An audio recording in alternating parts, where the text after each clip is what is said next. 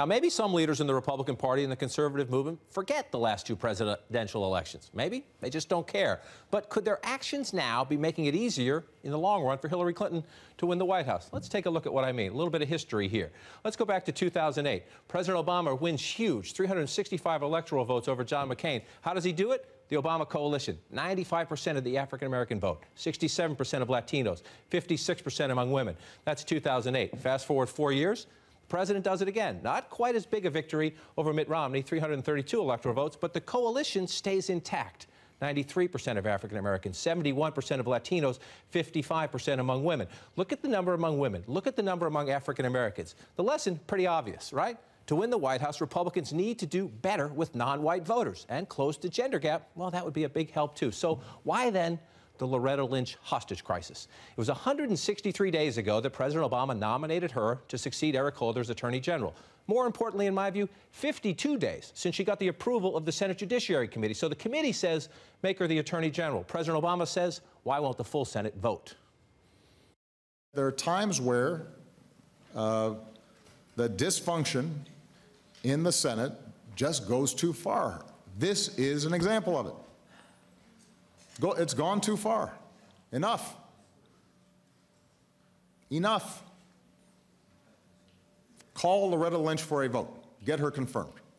Put her in place. Let her do her job. This is embarrassing. This one I just don't get. I mean, I understand. Some of them say she's going to help the president's immigration policy, but she's going to win. She's going to be approved. She's going to be the next Attorney General. One of the questions about 2016 is, with no Barack Obama on the ballot, do African Americans maybe not vote in as big a numbers? Or is there an opening for Republicans to get just a little bit more of the African American vote, which changes a state like Ohio, can change a state like Virginia, can make you more competitive in a state like North Carolina? I could go on. So why? This is an easy direct mail piece or an ad from Hillary Clinton targeted at African-American voters. Who cares who the Republican nominee is? Even if the Republican nominee is flawless on these issues, we'll say their party will do this. Yeah, and the sort of conventional wisdom about this early on was that because of the demographics of her demographics and also the demographics of the country, that she would sail through.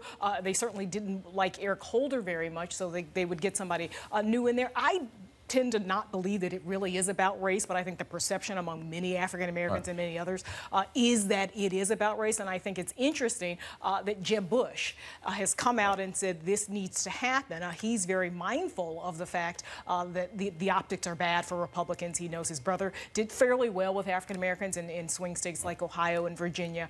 In Florida, got something like 11%.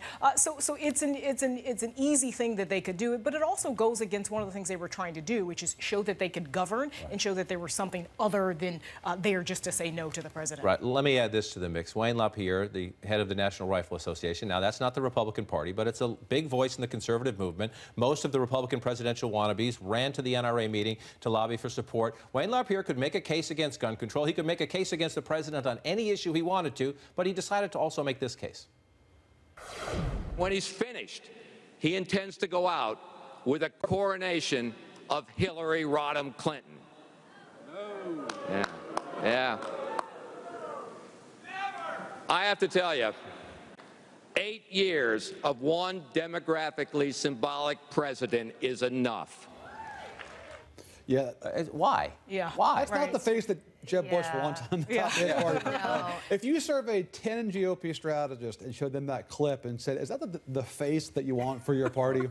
10 out of 10 would say, no, it's not. I mean, this is the challenge they have, is that part of their base is driven by, you know, a sort of white resentment politics. And how do you overcome that in a country that is increasingly diverse while at the same time keeping the folks in your party energized who are in politics because they have those views?